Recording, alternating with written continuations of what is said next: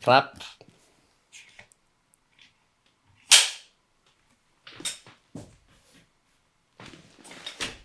Gwen, Hi, Kun. welcome. Thank you. Straight from Texas. Straight from Texas. Picked you up at the airport. Because the trains weren't working. I came by horse. You came by horse, of course. Yeah, okay. I'm so happy you're here. Me too. Thank you. Yeah, I don't know how to introduce you. Personal friend. Yeah. Amazing person. Yes. Little star Thank on my you. path. Aw, yeah. No, I've always been like very, very impressed with you. Like, I really like you. And yeah, like, how did we meet? Through Jennifer, through Brussels, Yeah. partying. Hey, like our meeting anniversary is coming up. It's this month. Halloween. I was just thinking that today. The first time we met, for the longest time I didn't know what you looked like. Yeah, that 'cause was you had so- this Cleopatra wig. I had like a blonde purple Cleopatra. face and white wig, so you had no idea what I really looked like. Yeah. I was Ursula, actually. That's All right. that Halloween. That was a good night. It was. It's a long time ago already, you know. So, and I know you're like you've really found your path, I think. Now, Yeah. and because I was thinking about it yesterday. Like, how do you describe your role now? Like, what is you're a fitness instructor? Or? Yeah, dance and fitness. I try to be real careful about the words that I choose. And so, yes, fitness, but ultimately movement. You know, I like just guiding people through different movement practices that help people find more confidence, strength, things of that nature. So, in a sense, yes, fitness. And then that spills over into wellness without trying to limit it only to the physical body. Okay. But yes. All right. So, and you were born in Texas? Correct. Yes. How did you what was that like? So I was born on the south border of Texas, and that would be the northern border of Mexico. My family comes from Mexico. I feel more comfortable saying Mexico instead of Mexico. But yeah, my family comes from Mexico, both sides of my family. And so on the border, it is heavily influenced by Latinos. You know, it's Latin America, let's say. And I had a super unique experience growing up on the border. Okay. So from house to house, my parents' house in Texas to my grandparents' house in Mexico was like a 25-minute drive, let's say. So 25 minutes to cross the border and be in Mexico at your To door to door. It's like So it's really like on the border. Yeah. And I mean, it's true. Like it can be really dangerous. Of course, more on the Mexican side than on the US side. But this was just normal for me. You know, growing up, we would cross the border daily. And then depending on the current situation, sometimes we would cross weekly or every other week. But yeah, Was it easy to cross, or is it like a hassle? Depending on what kind of... Getting into Mexico is easy.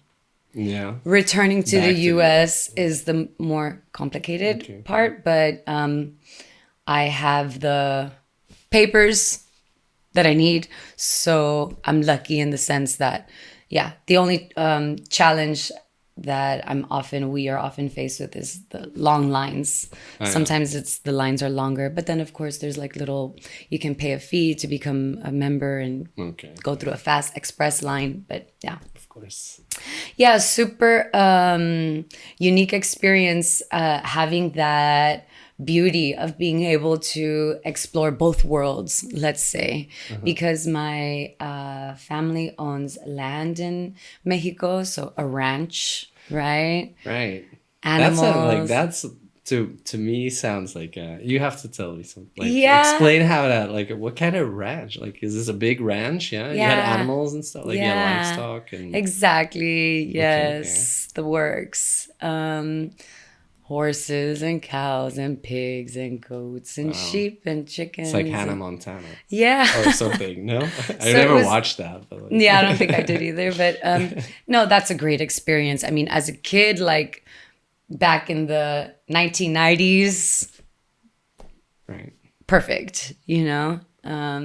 So lots of great experiences there, lots of bonding with my grandparents, especially considering that my parents had me when they were relatively young, 20 years old. So Do you have siblings? I have two younger bros. Yeah, I have two younger brothers that I miss a lot. Yeah. Hi, Wyle. Hi, David.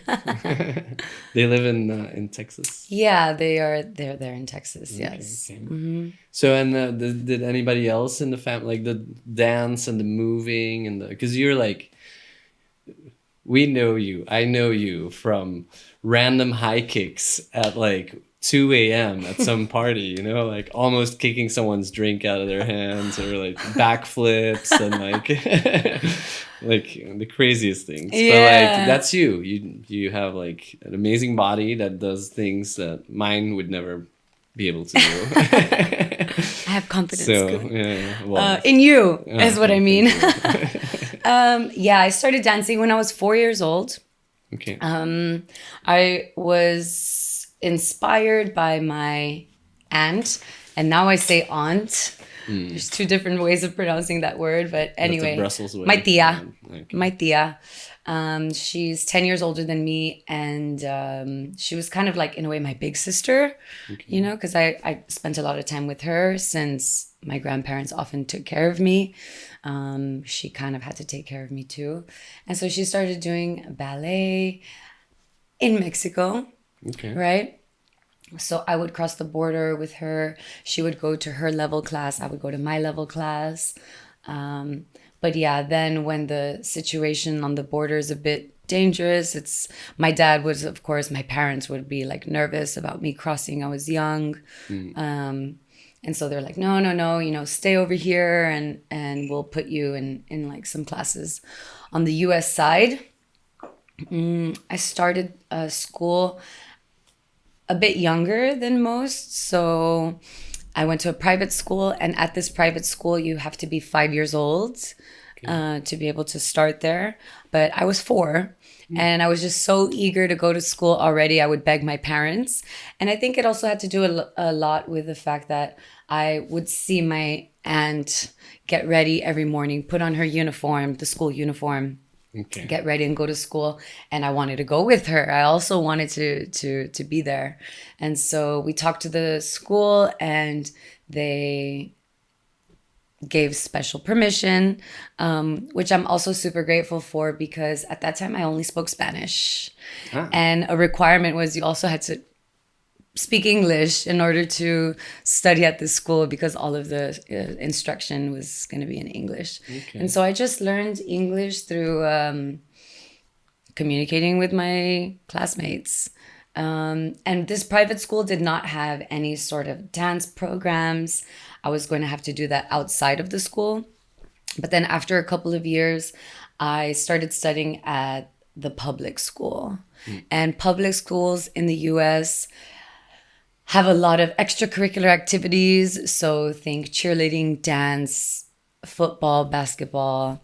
You didn't have that in the private? No. They don't really have that? No, they don't really have that. Because I've heard it's very different, the whole private school, public school. Like, it's not so like, it's not like that here in Belgium, I think. Right, like, I've noticed that I'm sure here. You have private schools, but like... Right.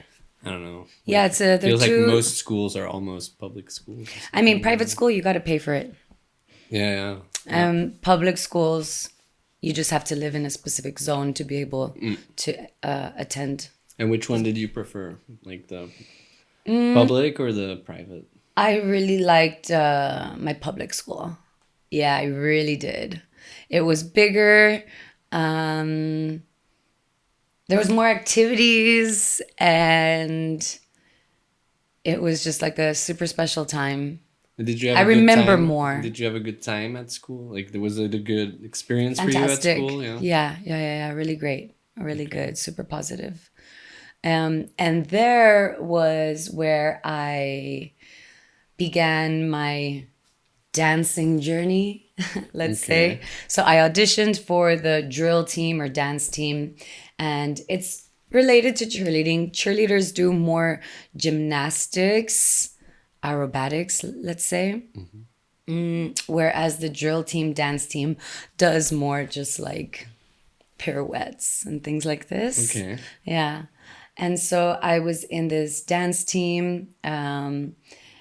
Wonderful experience, getting to bond with other girls my same age. So that was really nice. And it continued from there, really. Like the sponsor of the team, that's the leader, let's say, or the organizer, Okay. sponsor, we use that word. She told my mom, like, hey, your daughter did really great, because they score you on different categories, and you Okay. at the end you get your score. You can see what your strengths are and what your weaknesses are. It's like a class too, or no, It or can not be really. considered, Okay. but they take it very seriously. Yeah. In other words, like, not everybody who wants to be part of the team gets to be part of the team. You do have Yeah. to audition, Okay. Nice. which is a neat experience as well. And they told my mother, like, oh, your daughter had like the highest score, and so when I was told that information, I got really excited, and yeah, I felt really good, and then it just kept on developing and growing through there. I continued to dance through like my adolescent years, only with the public school. I never went outside to do anything more, because honestly, with the public school, it was more than enough. Like, we would practice after school, sometimes on the weekends, whenever we had competitions coming up. Yeah. We Yeah. had competitions, we would Seriously. like go Yeah. out of It's town like. and compete with other schools, and so it's serious stuff. Win awards and trophies, and yeah, it's I have wonderful memories from this time in my life. But it's interesting how I stopped dancing when I was 16, 17 years old. I was like, okay, I've been doing this already for a long time. Now I just want to be a fun teenager and just hang out with my friends without having to be like, no, I have practice and things like that. Even though, I mean, it was going super well. Like, I had different positions. Like, I was co-captain, and then the next year I was captain of the team. And that really helped shape me to become a leader, right? Because when you're captain of the team, I mean, you're the leader, Yeah. and you It's a get to, responsibility. it's a responsibility. And I had to keep everybody in check, following rules, balancing dynamics in the team. It's funny, like, even when I was in middle school, already at that time, I had a whistle. And when I would blow a whistle in a certain way, it was a way of communicating with the team. Basically, when we were on the field, right? Instead of me having to yell, I would just be like, beep, beep. And they knew, like, okay, the beep, beep means we'd stand like this. And then the beep, beep, beep means we like do a different thing. Okay. And so, yeah, I think Nice. that had a good influence on me. So like I was saying, I stopped dancing, just doing little things on the side. And then finding my way in my 20s, doing this, doing that, I ended up returning back to dance when I was finishing my degree at university. And so I minored in dance and I majored in communications. And so my minor in dance was a wonderful experience, because again, it's like this community of dancers coming together. We have this in common. We have fun. We work hard. We practice. It's very vulnerable. Was it a physical thing or there was theoretical? both or parts. Okay, Yeah, okay. both parts. Like history and culture. Yes, Oh wow, yes. must be interesting. Yeah, it was. It was. And so in uni, that's when I started dancing flamenco. And I don't know if you've ever watched a flamenco show, but it's super passionate. Yeah, And well, it's, not properly, I think. But yeah. Vilvoorde is pretty close, and they have a very big Spanish community. For some reason, there was like Ah. a big influx at some point. So when I was in primary school, there were always like a bunch of Spanish kids, and they have like the Spanish celebrations here in Vilvoorde. And it's actually Wow. something that you like. I should take you to. You know? Yes, please do. Like I Please think do. every year they have this big complex, and then it's just all Spanish. It's like you know, like with this giant paella, like kind of. Oh, I love it. Yes, yes, That yes, would be yes. great for you. Let's organize that. Yeah. Yeah. So, but the flamenco and that stuff, that's what. Yeah. And so, I mean, I studied it at that time, not necessarily with the intention of pursuing a career in it. I just knew that I loved it and I was passionate about it and good at it. So I was like, yeah, I'm going to do this. It's offered and it's a match. That was like to prepare. That education was to prepare you to be a professional dancer, or to like, or to You can do lots of different things with It's it. very open, maybe. It's rather open, yes. But I did it anyway because it was there and I liked it and I just seized the opportunity, let's say. And when I was finishing my bachelor's degree, at that time, I, of course, was thinking, what am I going to do after this? And I don't know if I've ever told you, Kun, but I wanted to work on a cruise ship as a performer. Oh. I went on a cruise with my family. We watched a performance. And I mean, I love watching dance. I get lost in it. And so I was like, ooh, I'm super inspired. I can do this. It's a great way to work and travel at the same time, meet people. And so that's the direction I wanted to go in. But I was offered a job in my hometown. That was also something that that I've always been interested in, which is health science, right? So in high school, I was in a special program where we studied health science, like outside from the traditional core subjects. Okay. And my first job, like I also worked with my family in the family business, but my first job on my own was a dental assistant. Ah, really? I was a dental assistant. Yeah, I got really lucky. I was like 17 years old, and Oh my god, I'm trying to imagine you.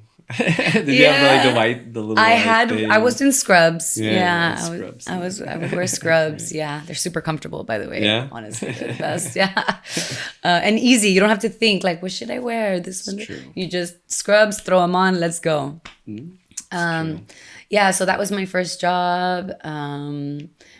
Then, I finished my studies. I wanted to do this cruise ship thing. Then I was offered this job from a friend from school who had also been in this health science program.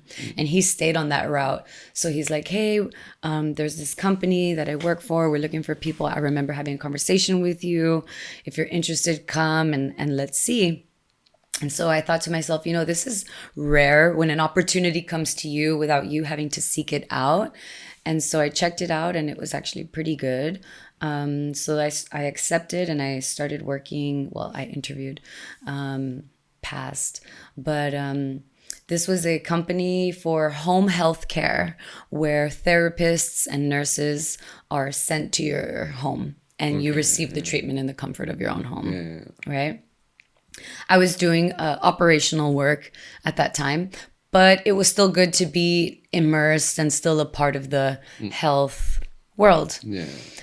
But I was living in my hometown on the border, and this was after I had already moved away and lived in Austin, Texas for some time. How far was Austin?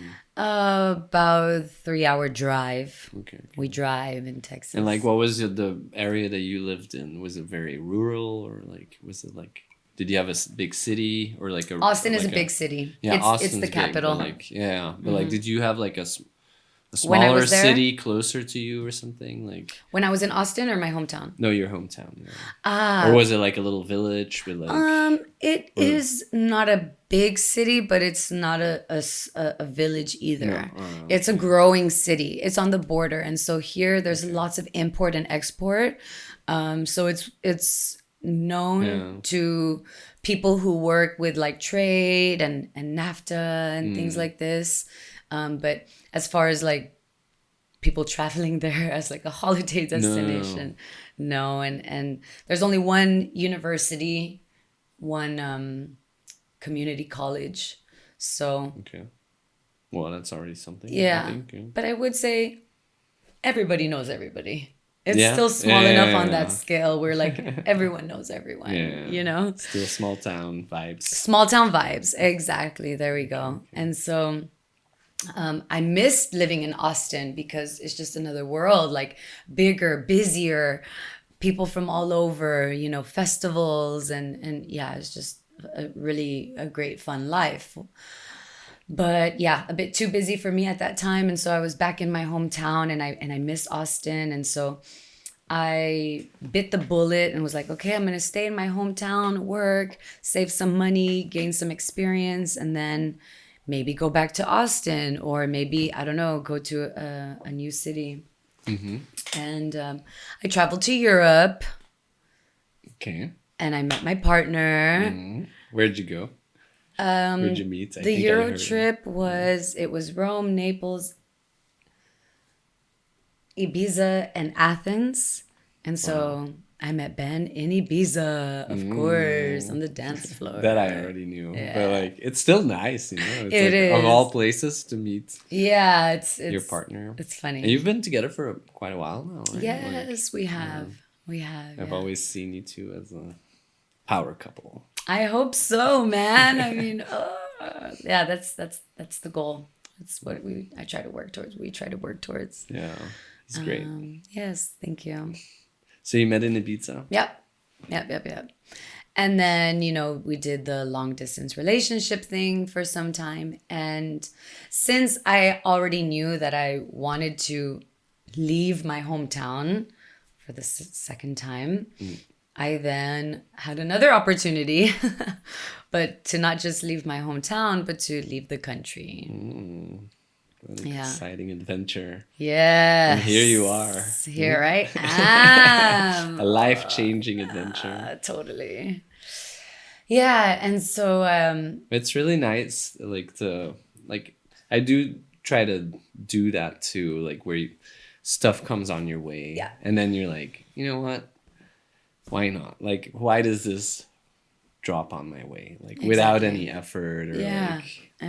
And then you just go for it, and it's like it can lead you to extraordinary places, change your life. You know, I of course talked about it with my best friends and my family and this and that, and should I do it? Should I not?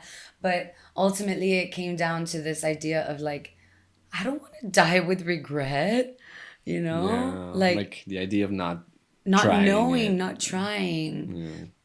What would it have been like? Oh, Did you have an idea of what Europe would be like before you moved here? Or like Brussels is like, because Europe is very diverse, of course, also, but... I suppose I did, but at the same time, like there's just so much excitement and so much wonder and so many questions that, you know, your mind is just like nonstop with like ideas and images and like people telling you their experiences and how they saw it or how they see it, and so it's a lot. It was a lot, but we were a bit overwhelmed. Yeah, in a good way. I mean, okay. And so I came here, and because Ben he's German, lives in Brussels. Correct. Awesome when guy. we met in Ibiza, he was already living here in Brussels. Yeah. And how old were you then when you moved here? 26, 27. Wow. Yeah. I know. I always try to avoid thinking and counting and doing the math. I'm just like, I just want to keep going. Yeah.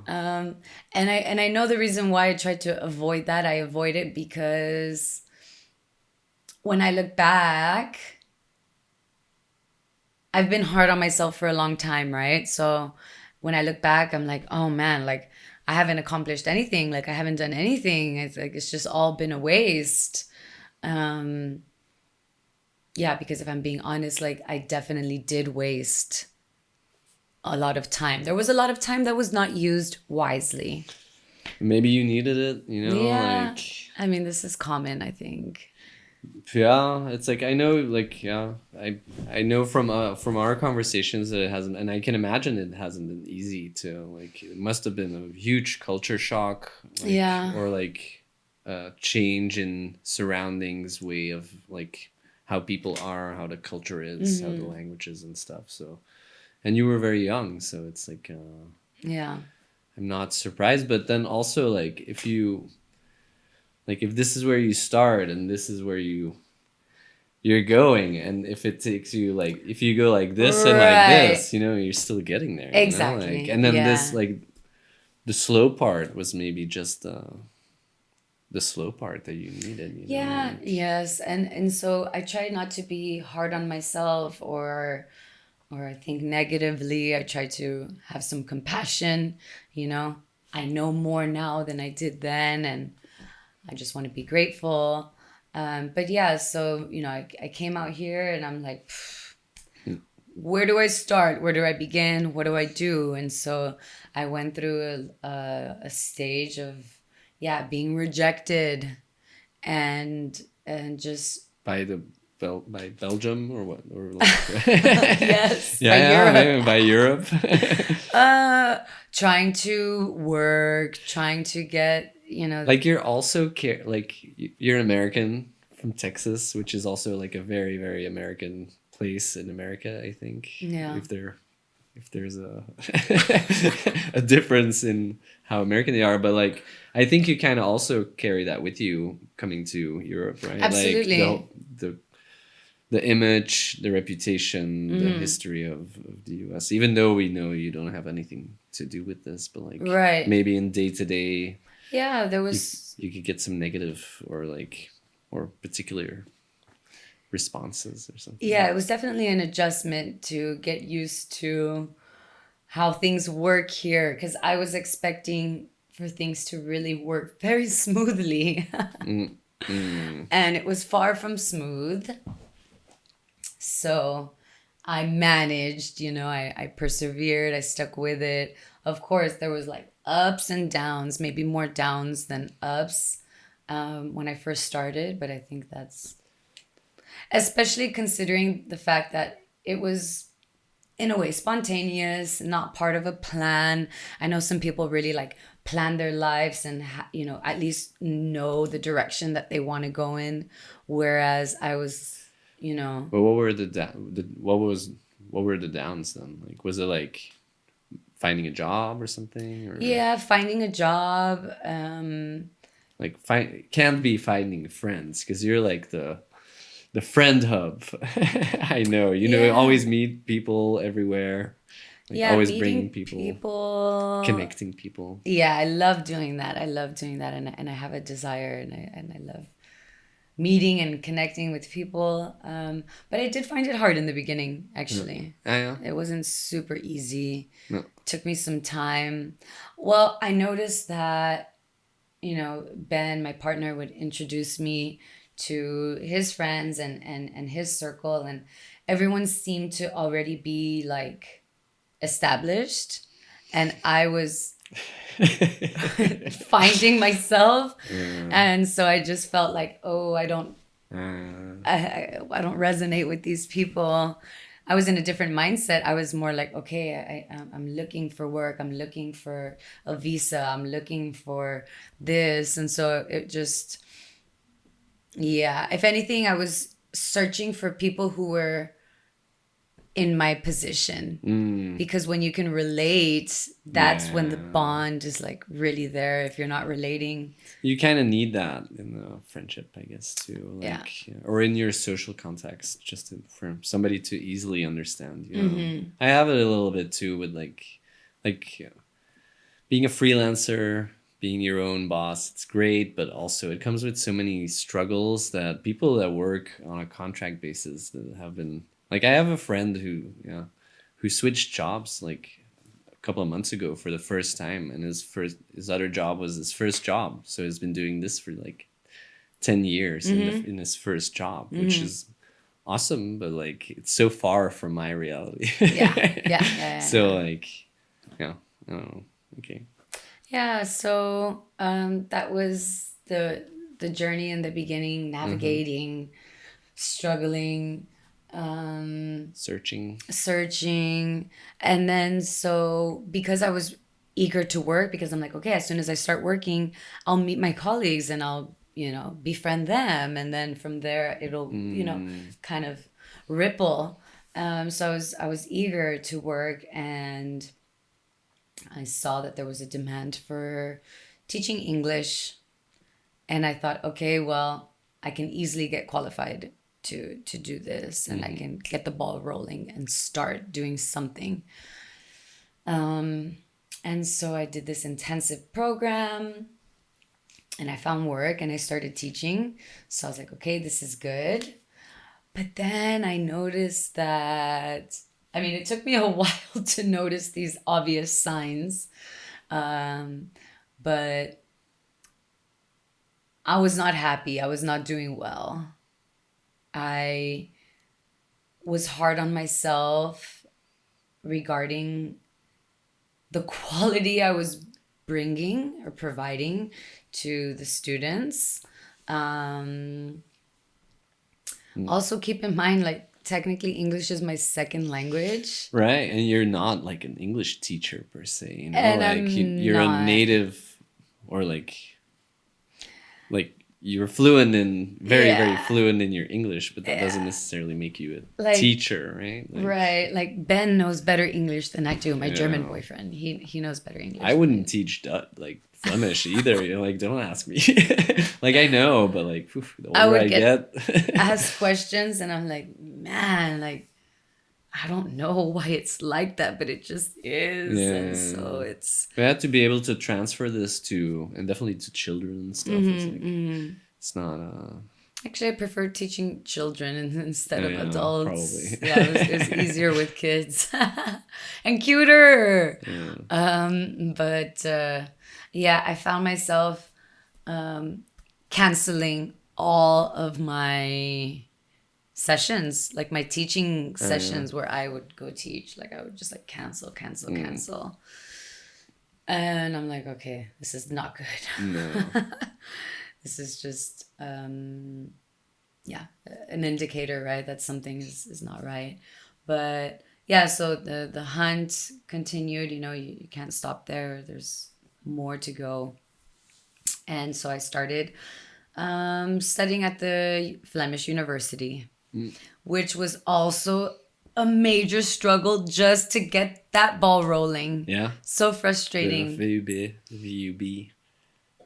Yeah, was it hard to get in or what? No, not even not that. Actually, like, just, I mean, they speak English, and there's a lot of things in English, but this one silly error that they did take responsibility for, but didn't necessarily like make up for it. So school was about to start, and I was ready, and I got accepted, and I was enrolled. Everything was good. But they were like, okay, cool, great. All we need is your visa. And like, everything will be complete. And I replied by saying, okay, you're providing that for me. I'm under that impression. And they're like, oh, no. You get that on your own. And I was just, And then you're on your own. Yeah, but I mean, it takes a long time to get a visa. Yeah. I can do it. I mean, now that I know like the process and everything. And so because coming from the US and things work very differently there, I really thought that I was going to be told like, hey, you're accepted. Great. Your next step, get your visa. Do you need help with that? We can kind of guide you, like something. But I was never told that I had to do this part on my own. And I went and I asked, hey, they literally gave me a checklist. They're like, you need a bank account, an address, this. And so I completed all these things. I submitted all of that. And they're like, okay, and your visa? And I was like, huh? So that already, really irked me. And I had to wait an entire year. And so when I did start, I guess I just already had this like bad taste in my mouth. And things very unorganized, messy. Not what I needed in my life. I needed structure. I really was looking for something like that. But hey, I still learned a lot. I still met a lot of great people. But, in retrospect, I was desperate for a visa. And that was really the sole purpose why I pursued this degree. I looked at this university that's in my neighborhood, the programs that they offer in English, that one. Yeah. It wasn't like, this is what I want to do. Let me seek it and bring it to me. It was more like me molding myself. Yeah. Like, I want to stay. I want to find myself. And like, this is a way that both things work. But they were only helping you with the education parts. Yeah. There's just like, obstacles, of course, kept on coming. And they will continue to come. I know that for sure. Of course. But part of that degree, you have to complete an internship. And so I found this cool internship, learned a lot, met cool people. It was a platform for science, technology, and art. So really nice mix. And still missing this dance movement elements that I've excelled at and succeeded at for the majority of my life. And so naturally, it found its way into my life again. And this time, chance. But I also want to say, really, if you look at it, maybe community. Okay. We'll talk about that later. But yeah, so the studio that I work at was about to open, and this was in 2020, so the year of the COVID. And they were looking for a bar instructor, and through community. Bar, like ballet. Ballet bar. Yeah. And so I'm like, okay, well, I have a minor in dance, and I've done an entire decade of bar as a student, but I think that's... And also random high kicks. Random high kicks, baby. That's my signature. Yeah. Because in high school, no, actually since middle school, it was in middle school. When I was captain of the team, we did high kicks. We were a high kick dance team. So think like Dallas Cowboy cheerleader. Yeah. It was like a natural reflex. Exactly. They're fun. They're super fun. It's like karate, but feminine. So, yeah. And so they were looking for a bar instructor, and I reached out. It was a match. And since then, it's just been like, it just has like expanded. And this is, forgot the name, the studio. Animo. Yeah, and it's also funny In because animo is a Spanish word. What does it mean? It Animo? means like to have... Alive? No. It means to have courage and to like persevere, to push, to give it all you got. Wow. We use it to motivate players during sports or... You're like, animo, or a friend during something that's really challenging for them. Okay. Yeah. Cool. Yeah. So then you started as a instructor for bar. Ballet bar. Yeah, it's like a ballet-inspired fitness class. So there's no... dancing required. We don't use ballet shoes, point shoes, or anything like that. But we'll do pliés and first position, second position. Some long ballet arms, focusing a lot on the posture. It's kind of like ballet without the big show that you're no working tutu for. Yeah. Also. unless you want to, why not? Yeah. Sure. Yeah. Okay, and that's that's the thing you do at Animo, or do you do other? It started with bar, and then we developed this other class that focuses on the core and glutes. Okay. More of like a Tabata style class. What's bar that? is like low impact. There can be higher impact bar, but Tabata is similar to HIIT, high intensity interval training. Okay. So very intense. And, Like some explosive cardio. Yeah, exactly. Okay. And then from there came along the cardio dance, dance cardio. What's that? Like, I know nothing, like. You know Zumba. Zumba, I've heard of it, yeah. It's like this. Okay. Like Zumba. I guess, like, there's a whole spectrum of those kind of movement disciplines, or not. Yeah. I mean, ultimately, Zumba, I think, focuses primarily on reggaeton music. Okay.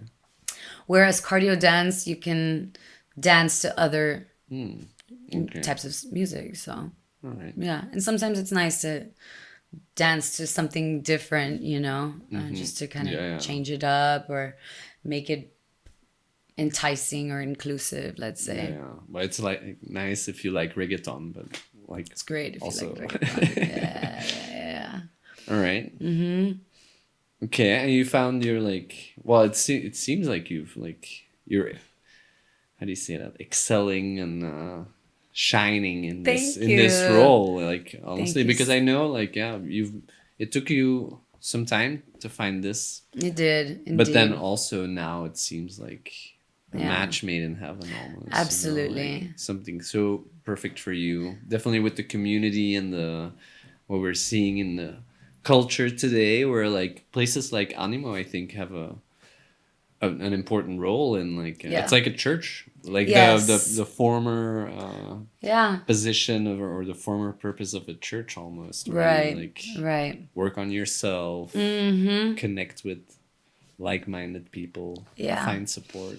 It came at a perfect time because during COVID gave us an opportunity to reflect, think a lot about our health, think a lot about how important relationships and community are. And so there was this craving from people. And so it was super impressive to see people like, yes, like, I'm coming and I want to work on myself and I want to meet people and do the thing, and finally kind of sit in the driver's seat and be responsible. Because there was so much information coming out about all things health related at that time. I mean, health has always been an important topic, but I guess during COVID was when it was like... Yeah, it's become more important, or people are more aware, I guess. Yeah. We probably go through phases of like super aware and totally forgetting, and super aware and totally forgetting. But when there's passion, it's just wow. I mean, I absolutely love what I do. And I give a lot of energy. I'm not forced to. I do that because you know how much energy I have. Yeah, absolutely. I do have a lot. And it also comes from, I guess, being stagnant for so long and kind of not having anywhere to send that energy. While I was doing my studies, I didn't really give all of my energy into that either. And were you dancing or doing intense movement stuff before? Like, because now it's like, now I see you as this, like, it's a part of who you are almost, like, right? Like, it like is. This, movement. I always want to say like yoga instructor, but like it kind of has those like things, but then I don't know. I know it's like with But then before that, it was like were you still dancing, moving, doing classes? Not really. I had like explored just a few classes here and there in Brussels, but no. No. The last time I had been really dancing was when I was completing my bachelor's degree, when I was doing flamenco. Yeah. And then I just completely, yes, this really big gap. And so I think that also contributed to this feeling of like just not feeling complete, because something that is so much a part of me, I was not practicing. Right? Yeah. Every time I would watch a performance, a clip in a movie or on a show or commercial, whatever, like I get super emotional. It can be 5 seconds and I'm just like, because I was missing it and I wanted it so badly in my life. I mean, probably the most that I was doing during that gap was just freestyle in my living room, you know, to kind of just well, you're always relieve some stress. So working as a instructor, group fitness instructor, has then provided more opportunities where I do personal training, so one-on-one, private dance lessons, super nice. Yeah, you do that too? Oh, wow. I've even done some choreography for a wedding dance for the bride and groom. Oh, wow. And I don't know if you know about this one, but I also worked at a bachelorette party where the girls and I danced together. It was basically like as an activity. Yeah, like a fun dance class, like a private dance class, but for a group of girlfriends. That's nice. Which is so cute. Yeah. Super fun. Yeah. You were there at the park last summer where we have a video where we're like all following my dance with like Yanis and Victor, Maddie. I don't remember. It's super funny. Okay, you weren't really participating very much. You were just kind of in the back doing your own thing, actually. Probably. I'm not a good dancer. You didn't follow the simple choreography, Koon. Even the simplest of choreographies is too hard for me. I only do the walking man. Okay. I think I have an idea. You're inspiring me. I'm going to do something special for you. Okay. But it's so nice to be doing this because when I was 15, 16, 17, I mean, it started even sooner, but I had to choreograph solo dances for myself when I would audition to earn these higher ranking positions in the dance team. And solo performances are an experience. Yeah. Well, when you audition your solo performance, it's usually in front of 3 judges, right? And so I've done those, and easy, cool, good. The more you do it, the better it gets. But there was once where I did a solo performance in an auditorium. Like huge. I mean, in a school, like in a school with a school crowd too. Correct. Yeah, in a gym, like basketball floor. Wow. And it was Ricky Martin. She bangs. Oh, baby. Of course. I love Ricky Martin. And I forgot my choreography midway. And so I had to do some improv. And so I kept on going. But as soon as I finished, I ran and I hid. I hid from my mom and I hid from my best friend. And I was crying. And I don't know how long I made them search for me for, but they were like looking everywhere for me. I mean, I didn't have a cell phone at the time. This was like 1994 or something. I don't know. And they found me and they were like, no, like you did great. And I was just so hard on myself and it was so terrible. And, an hour later, we received the results because it was actually, it wasn't just a performance, it was a competition. And so I received my results. And those are always super nice to get because you get to read your feedback and you get to keep it, right? The notes that these judges, who they hire from out of town. Okay. So there's no bias or Yeah. secret It's like kind of. It's the real thing. Yeah, real deal. And I ended up earning third place. I still placed. And they put in the notes like, we saw that you did forget, but girl, you kept on going. Yeah. Like you just like, okay, the show must go on. Yeah. And so I continued. And then so after that, I kept on doing some more choreographies for myself, but then also for friends of the family, cousin, friends of friends. And yeah, I really enjoyed doing choreography. But then I stopped. You know, there's these 2 periods in my life where I stopped dancing. And so I stopped for the first time. And when I got back into it was when I was finishing my bachelor's degree, doing flamenco and these other contemporary dances. And so for one class, I had to create a choreography and solicit dancers from the group to perform my choreography, right? And at that time, I was dating in love with this guy from Austin. I was living in Laredo. Okay. And the performance was, I think, even on my birthday, if I'm not mistaken, or my birthday weekend. It was around that time. And so it was, would always travel to Austin because I'm like, no, it's a lot more fun there, you know. Don't come to Laredo, it's boring. But that one time I was like, yes, like do come. It's my birthday. There's going to be this performance. It's my choreography. And it was to Lindsay Sterling Crystallize.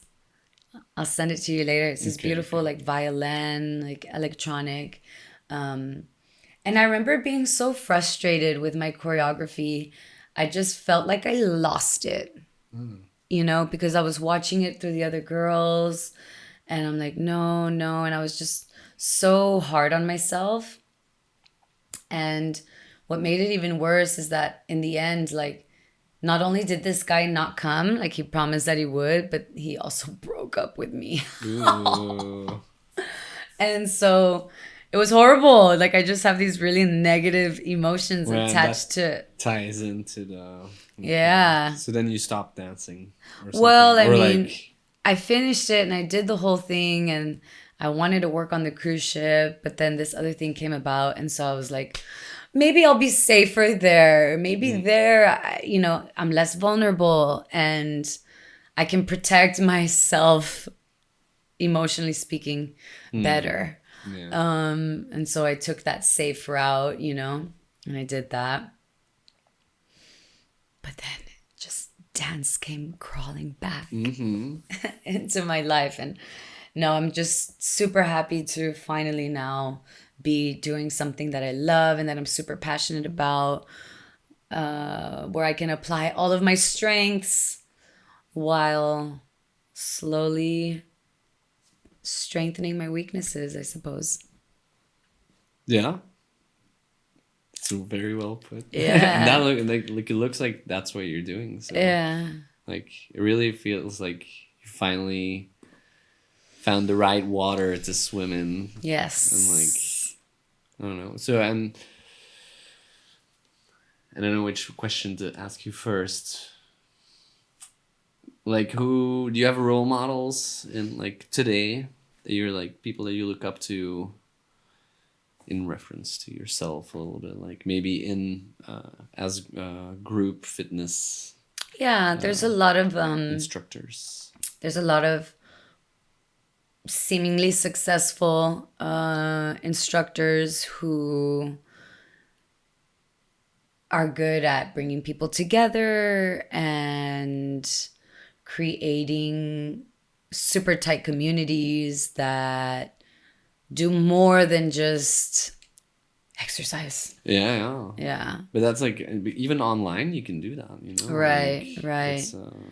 Yeah. I know, like, and I feel like the whole fitness thing has blown up also, like with COVID maybe, but it was already like before that it was already big. fitness and movement, and but like, you know, like new churches almost. Yeah. I find inspiration everywhere all the time. Okay, okay. And so what I enjoy doing is thinking about like what unique twist I can add, you know, from my strengths. So there's a lot of projects in the works. But yeah, like growing up, I've always admired confident women, leaders, positive, inspirational leaders that help others grow and evolve. But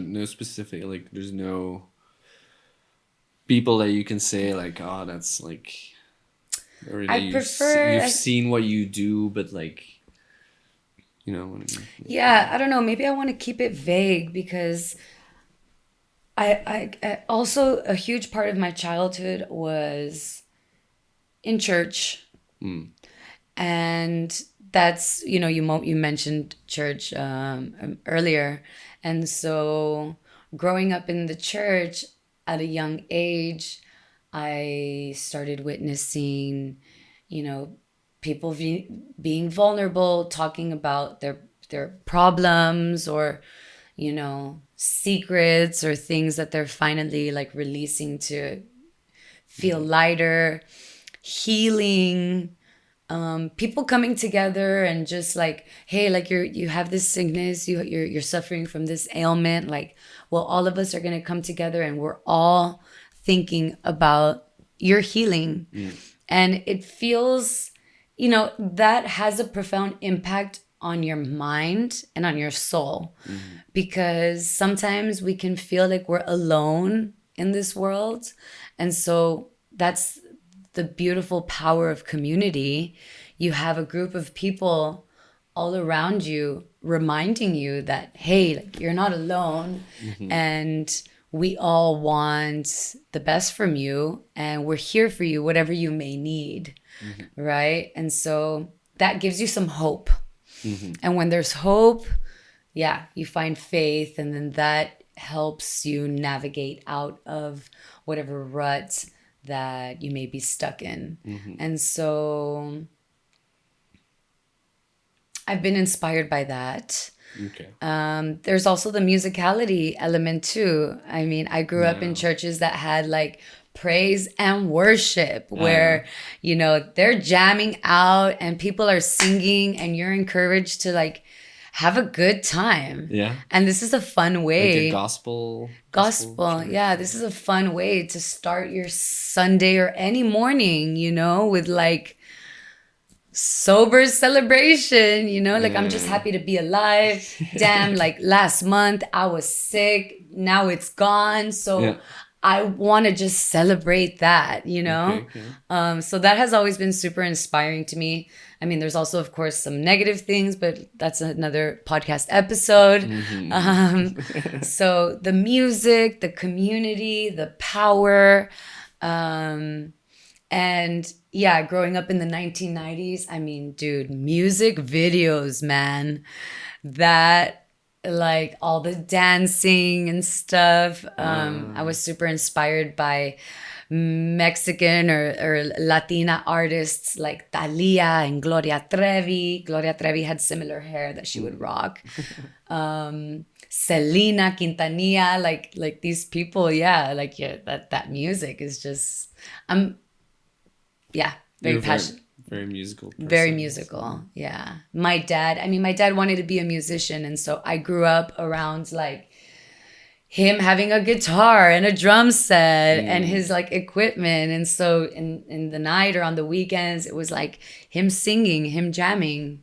Okay, cool. And so that's super positive, beautiful memories that I will always hold and cherish really close.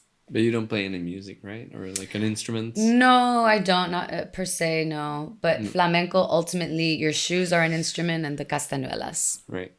Yeah. Yeah. Okay.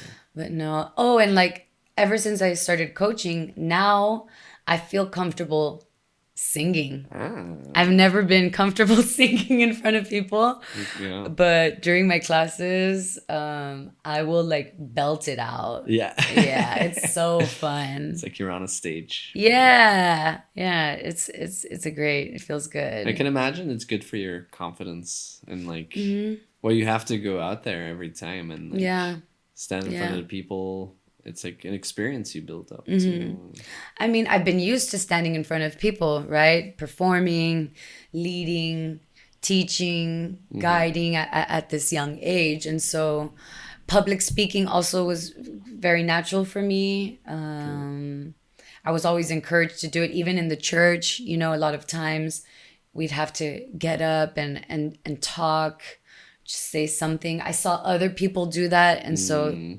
Okay. I kind of Sounds was like exposed to it. sounds like that church. That's like a very different experience than it is here. Like, have you been to a church here? Never. I wouldn't advise it, but like No, actually, it's no. very like you just sit on a chair and then like and then at some point like everybody just starts singing along and then the person next to you like just knows all the words. Yeah. Like, and you're like, where in this Moving book your mouth. is this? Yeah, I'm just like oh my god. trying to go along with it. And it's cold and it's like in this old brick medieval thing. Yeah, when I think of church, like I'm thinking of this warm, cozy environment where everybody knows everybody, where everyone is expected to greet each other. Yes. But it's like it kind of aligns with the Hollywood version that we sometimes get here, you know, like you kind of get a picture, I guess. Yeah, indeed. It's so funny. I never thought I was going to be talking about church on this podcast, but Me neither. here we are. Yeah. But I thought it was that's definitely something I take from this is like, the whole fitness, the whole, I do believe, I know that in Belgium, from what my parents have told me in Flanders, the Catholic Church has had a very strong position here. Still has, I think. But like, even though we weren't very Catholic, you know, but like, and I remember my parents telling me about like how everybody just would be in these communities built around the church and like, but then with TV coming and stuff and like people having more like their own things, like the church became less important, but then like the community structure is kind of like lost sometimes or something, or like you have to find these new organizations or hubs that you can go to and meet people and like and then now I see that fitness is actually like, because I never go to like a fitness, you know, like my job is fitness. I think, but I might have to reconsider it sometime. There's group fitness, and then there's of course, you know, on your own, like there's some people who just do the walk, do the bike ride, solo kind of thing. Well, I don't sit at my office like 8 hours a day per se. You know? Like I have days that I'm carrying a bunch of material and like equipment, and you know, I try to take the bike and stuff. I try to move, but I think it is good to have this consistency to like be able to go to a spot where you have a plan, maybe also or a structure. Yep, there's loads of benefits. Like I can list so many other fun things that people don't normally think of when they think of group fitness. You just think a workout. Right. And that's it. Yeah. And sometimes it can be simply just that. But maybe sometimes the workout is the detail or something. There's a lot more elements that maybe you don't go for the workout always. Right. You probably go for the people. Yeah. The instructor. Yeah. The music, the feeling after. The feeling after. Yeah. People watching. Yeah, you never know. There's a lot out there. One other role model, or one concrete role model person, I will tell you. My great-grandmother. She was actually, both of my great-grandmothers were still alive when I was born. Because my parents were young. So I had my grandparents, and then my great-grandparents.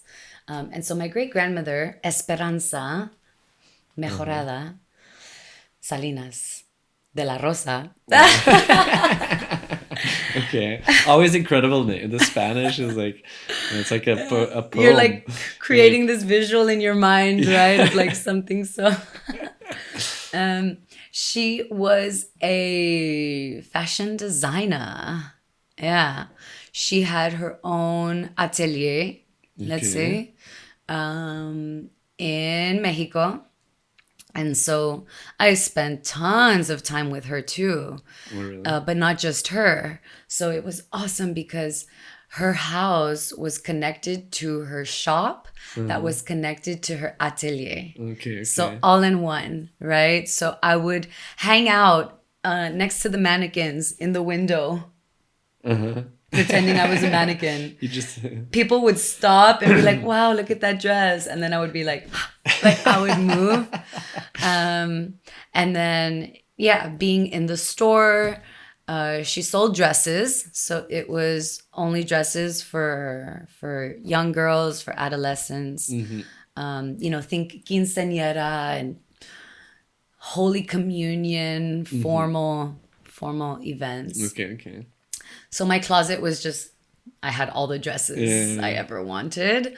And working at the store was cool and cute, you know, being young, being able to go behind the cash register and like watch this transaction or help people around the store. I mean, just being able to have access to tons of dresses. That's like a girl's dream, right? Yeah, and to see how it works and like, see or how it maybe works. subconsciously. Like, Yeah, I would go then, I would get bored, then I would go to the back and hang out with the ladies and their sewing machines, watch what they were doing. Wow. I would go to the wall that had all of these ribbons and lace and little flowers, and I would get a glue gun and come and like put things together. And then my great-grandmother would be there like drawing a design of a new dress that... And she's a big inspiration, a role model. Yeah. So I've always had a knack for color, vibrance, expression, femininity. Yeah. Yeah, these things. Okay. Do you? What are your like ambitions? What are your?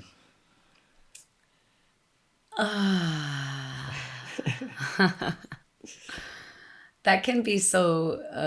Like in life, could also be in life. I don't know. Yeah. Like... I mean, you know, what are my dreams? Or what's my dream? And that question is great because dreams continue to evolve. You know, you have like this one idea and then you have an experience and then it changes and then it just keeps on evolving and growing into something else. And so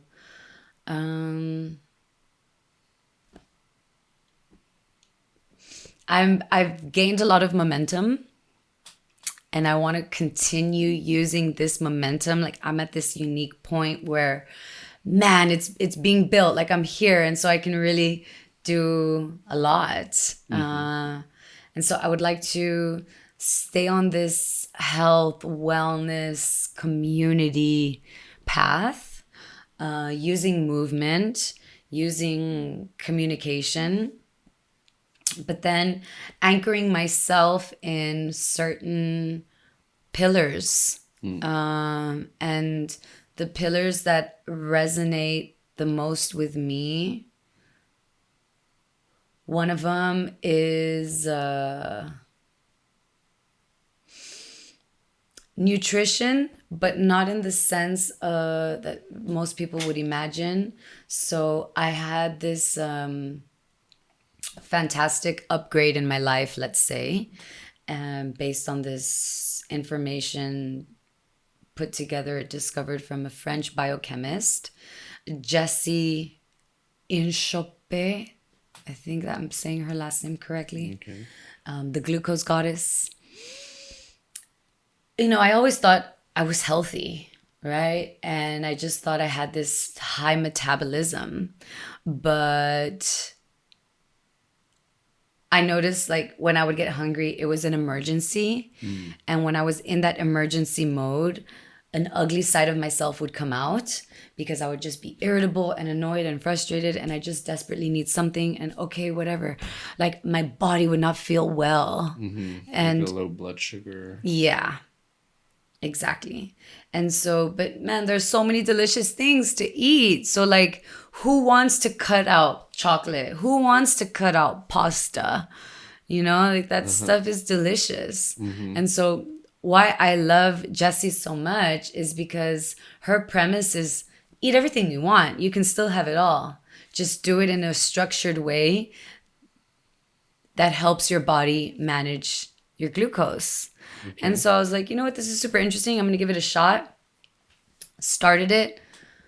And I'm so happy. I feel peace. Oh, yeah? And I know like even my relationship with my partner is better because I used to be mean like to him, and it's just not fair. And it's also over something so silly. So, you know, so arbitrary, like being hungry. Yeah. Right? It's like a chemical reaction in your brain and in your body. Correct. I'm happy that you said that because not Well, I only have it too. do you experience like I've had it too. I get hangry. You know? Most people do. I Yeah, mean, yeah. most people do. And so I want to help Jessie spread this information because it's so life-changing. It's so simple and it's so life-changing. And it's easy and there's like just no pressure and no punishment. There's no need to punish yourself, you know? But it's also not per se for weight loss or what. You do end up losing weight. Yeah. And so that's a nicer way to approach weight loss. Yeah. Yeah, it's just a more holistic way. And so maybe one of the main reasons that attracted me was because I was listening to a podcast that she came out on where she explains that she was suffering a lot mentally. Think anxiety and depression and things like this. Already at a young age, she was like 16, 17, and she was already noticing like, dude, my thoughts are dark. What is my future going to be like? And so one thing led to another, and she ended up wearing a glucose monitor and made this connection, this correlation of like every time she was like going into that dark place, she was having a dip or a spike, right? Yeah. And so I thought, hey, well, I actually suffer mentally too. Like I have anxiety and I have depression. And so I wonder if it could be solved or reduced. I mean, come on. So yeah, I want to focus on that. Breathing. There's this other interesting book on breathing, and yeah. This basically, it's the basics. Okay. I just want to immerse myself in the basics and not complicate things. Simplify. And then spread your knowledge to... Simplify, yes. Work smarter and not harder. And I mean, if possible, go global.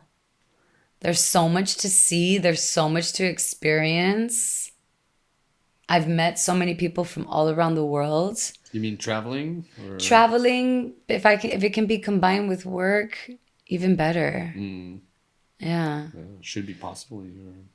Healing, maybe, would be one word to surmise it all. But then that, like, in a form of coaching or for what you're doing now. Coaching and community. You know, the funny thing, when I first moved to Brussels, a connection through community, I had this unique opportunity to receive free life coaching, face-to-face, one-on-one, private. Okay. and it happened to be right next to where I live. So it was like, I'm totally going to take advantage of this. Okay. And of course, I was super inspired and learned a lot, improved. And then a few years later, I think it was also during COVID, someone that I knew from back home, she was becoming a life coach. And so she was looking for someone to give some free sessions to in order to gain some experience and practice. And so we were a match. And so I ended up receiving more life coaching. And I suppose through, my younger experiences in the church, and then later on seeing my mom being really into like self-help. Okay.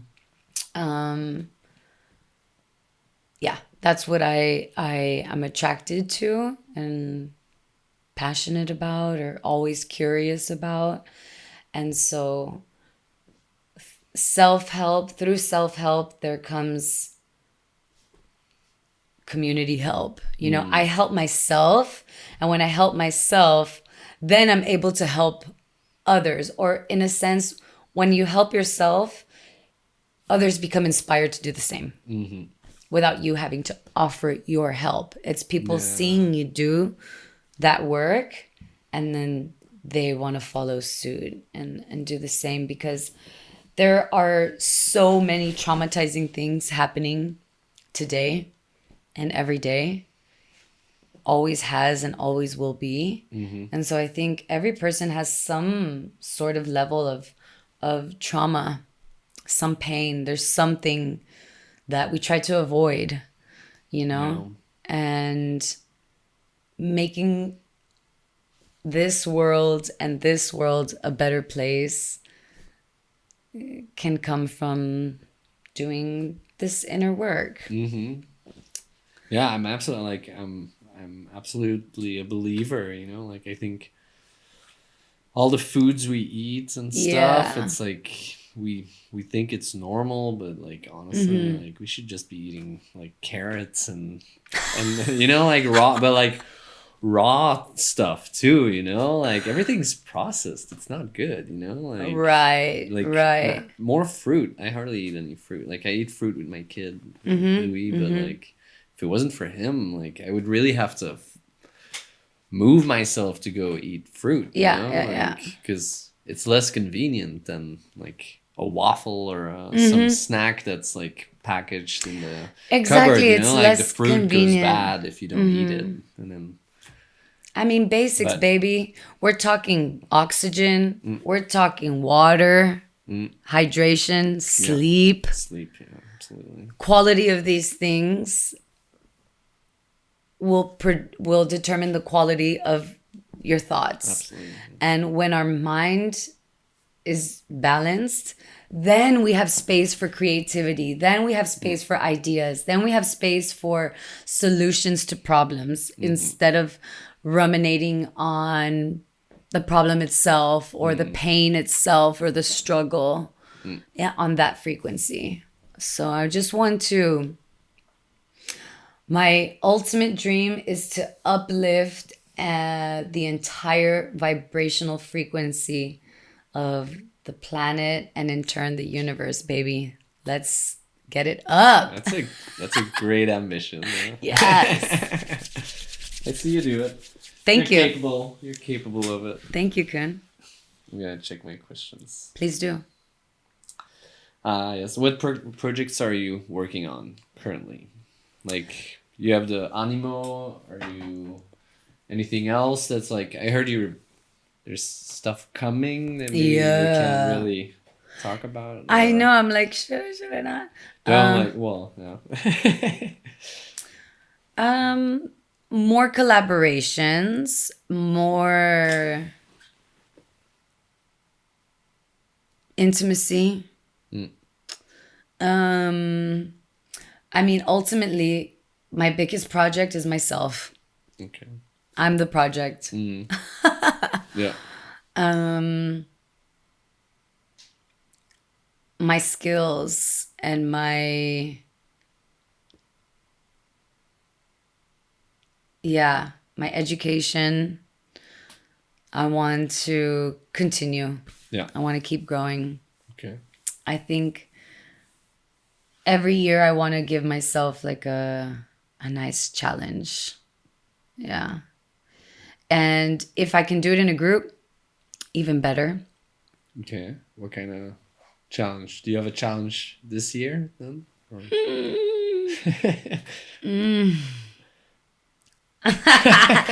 One or that I is put this for myself Yeah. or one that life threw at me? Whichever one you want to share. Oof, oof, oof, oof, oof, Or oof. like what kind of challenges? Yeah, like is it something you say like, okay, I'm gonna run a marathon, I'm gonna start a podcast, or is it something else? Like you're talking about it's something else. You know what? I'm gonna give you a small one. Okay, okay. I want to finish Like one. if people have been listening so far, here's your little Easter egg. Oof.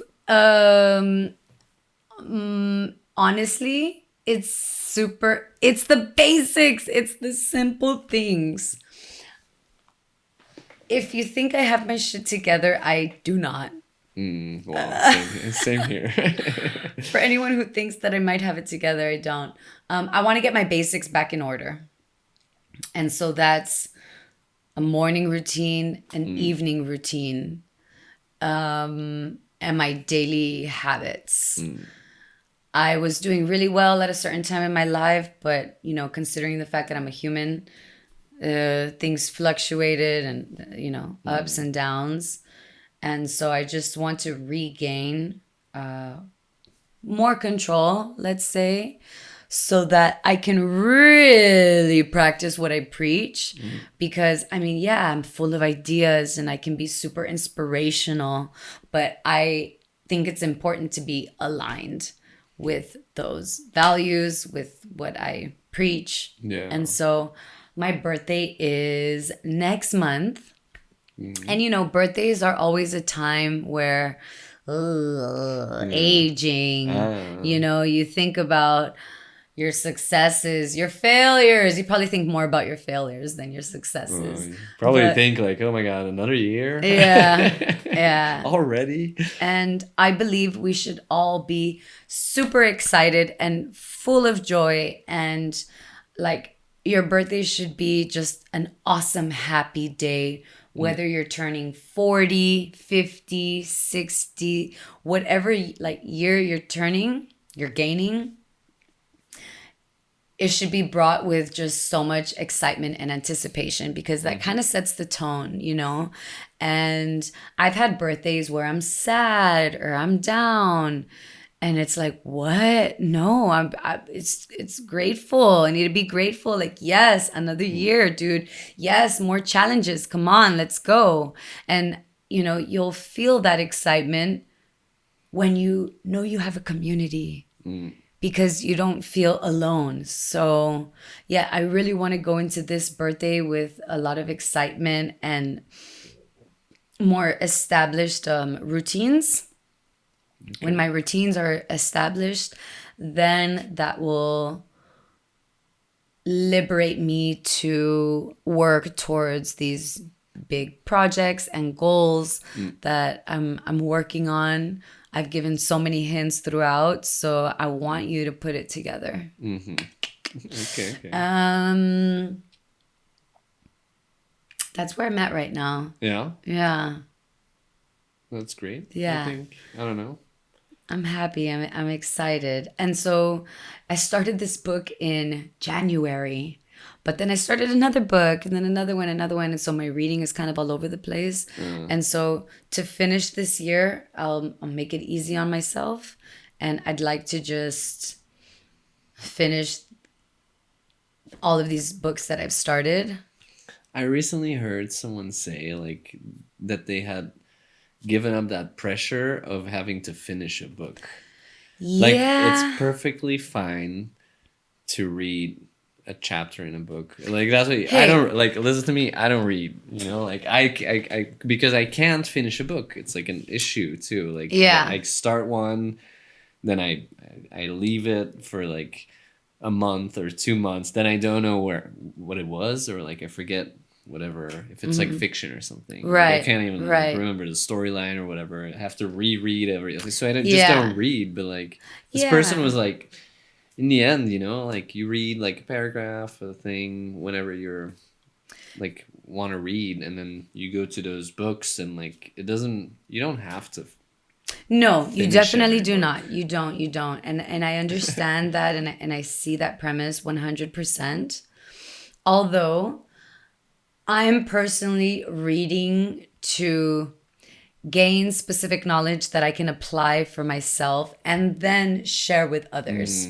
So I'm using this as a tool, as a foundation, you know, to gain knowledge. And so And it's to- important for me to be able to reiterate with accuracy, to be confident, you know, instead of just blurting or blabbering or faking or pretending.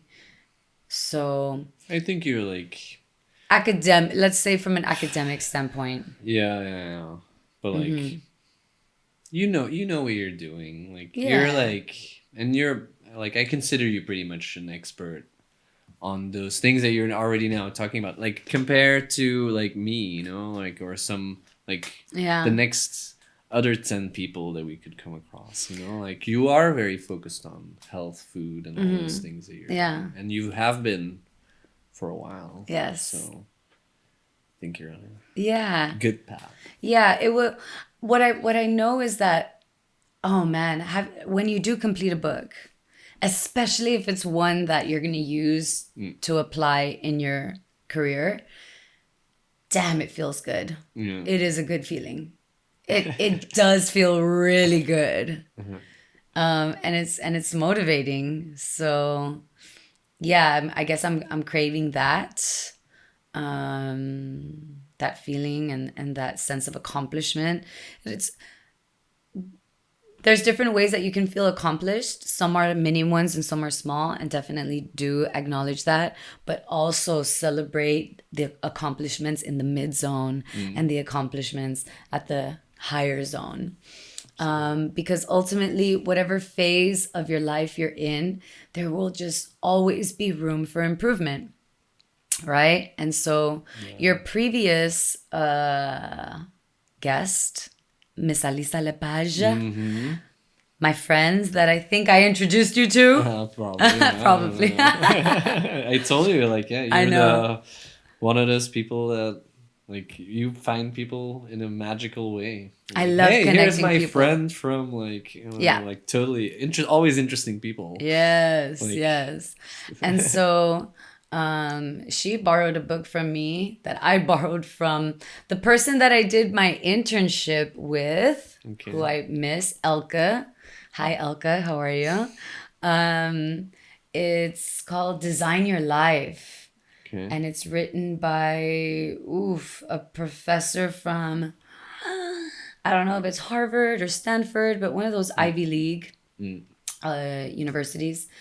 And there's these different categories in your life where you can analyze, you can rate in terms of work, in terms of play, in terms of love, and I forgot the other one, but you look at these core categories and you say, okay, right now I would rate this one here, I would rate this here. And then you see, okay, this one seems to be on the low side. How can I bring that up? Okay. It's just going to be an ongoing process where there's work always needs to be done. Finding a balance. Finding a balance and just doing the work. Because, I mean, if anybody is like me for so long, and even till this day, I still avoid a lot of work. I still try to get out of doing work. Are you a procrastinator? I'm a procrastinator. Yeah, you're pro at I'm pro at it. procrastinating. Yeah, baby. But don't you, like, you seem like you might, have you ever been diagnosed with ADHD or something? Pretty much, yes. Yeah? So I did a test, and it was right before I was moving to Europe, or as I was moving to Europe, and I took this test with the doctor, And he was like, oh yeah, like flying colors, girl. Like, congratulations. You didn't even have to come into the office. Yeah. Could have seen And it. he's like, but for the meds, he's like, you know, you're about to go to Europe. And so this prescription wouldn't even serve you. So go do this process over there.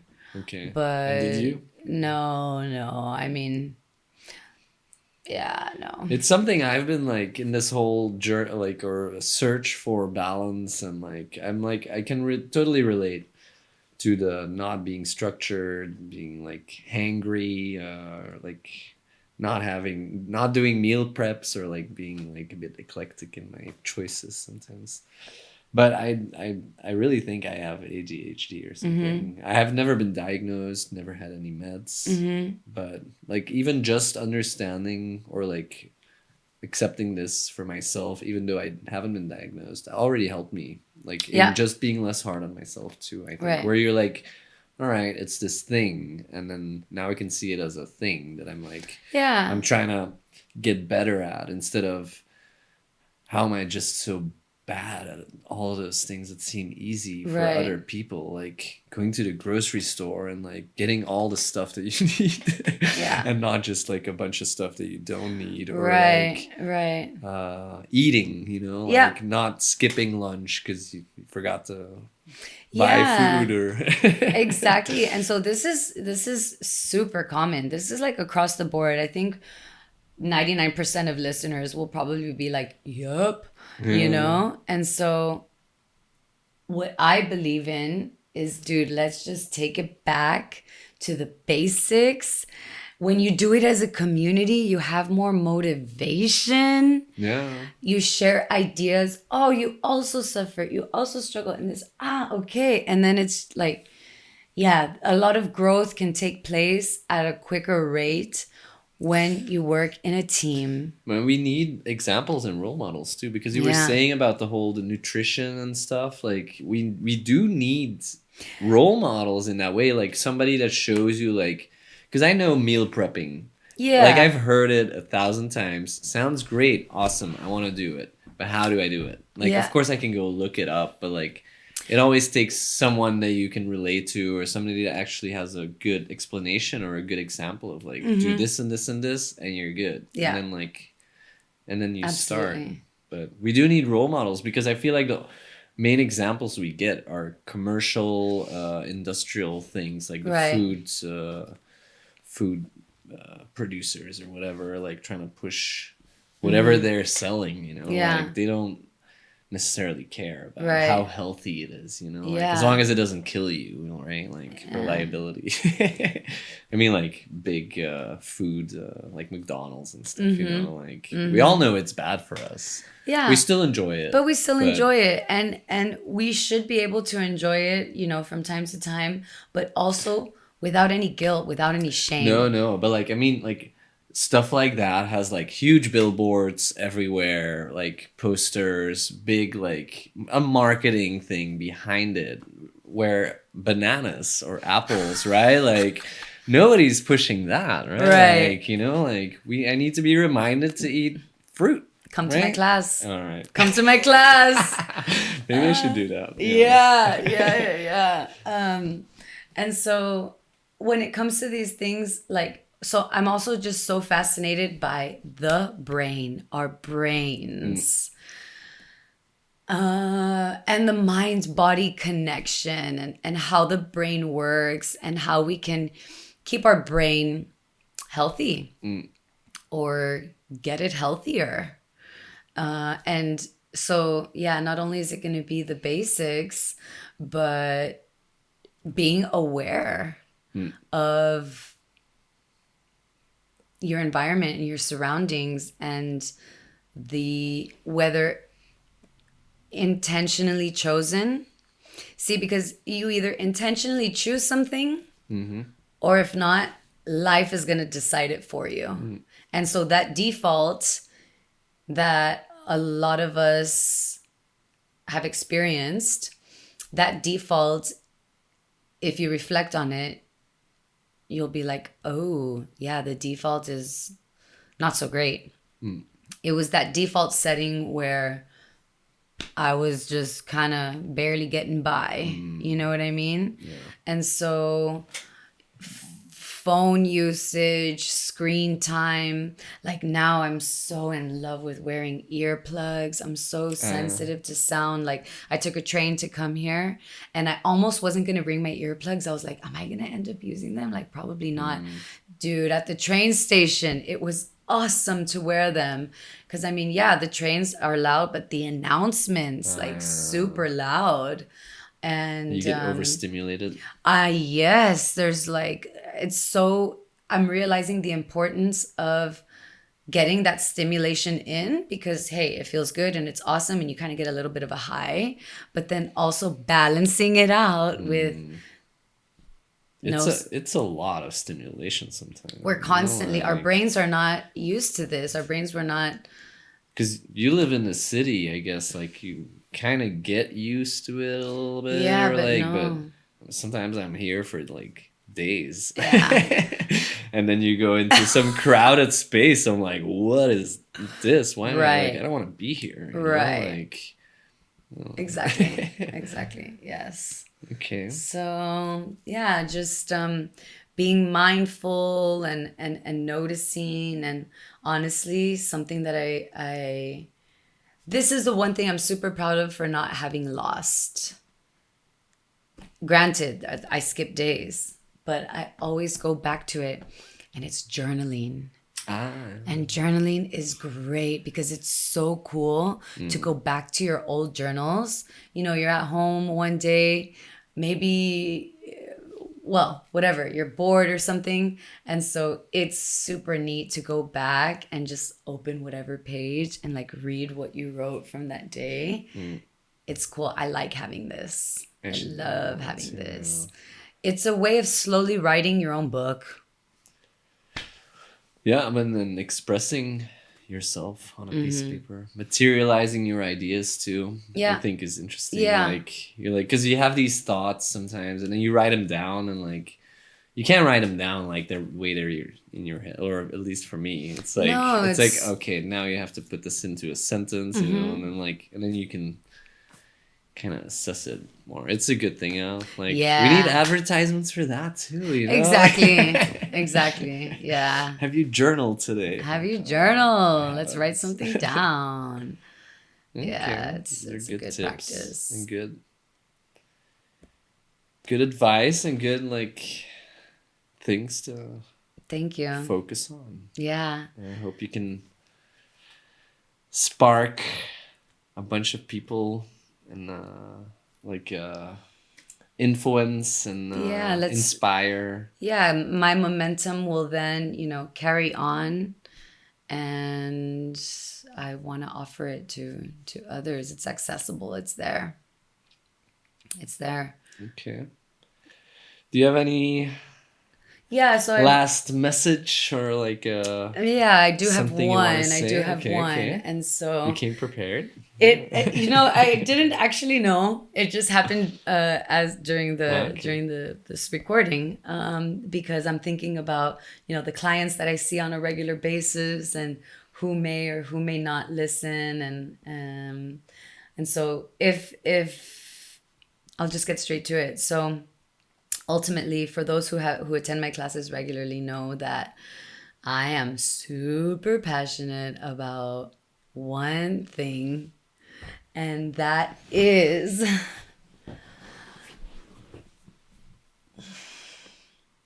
posture. Posture. Posture.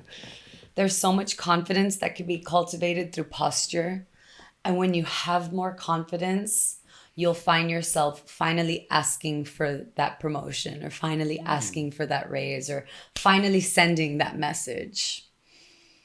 Okay. And there's, some people put pressure on themselves to gain muscle or lose weight or look like this or look like that. Whereas maybe if we just wanted to focus on one thing to make it easy and we allow the rest to follow, it's posture. My grandfather, who was very active he's still active his whole life, you know, he actually has poor posture. Mm-hmm. And his mother also had poor posture. And it's interesting to think about the 80-year-old version of yourself and the kind of posture you want to have when you're 80. And, you know, if you think about it, the better posture you have, the better quality of life overall. Because when your posture is healthy and happy, that gives you, I mean, up here, yeah, I feel like I'm breathing better. Yeah. You know, my rib cage is not collapsing into my lungs. Probably using the right muscles in the right way. Yeah.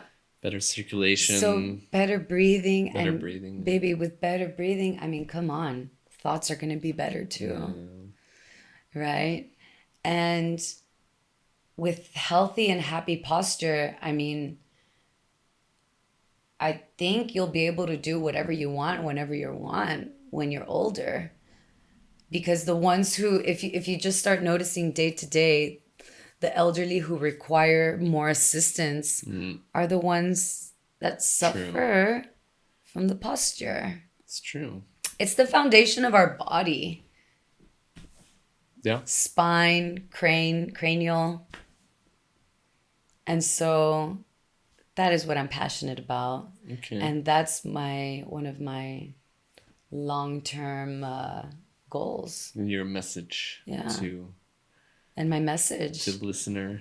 Yeah, so I'm pretty sure to have that better posture. Yeah, I'm sure that at this point in the podcast, whoever's listening probably was like, "Oh, yeah, oh my god!" Like now they tell me, I've been sitting. No, but it's nice because now, I mean, dude, take a look up, take a look around. Like, there's so much.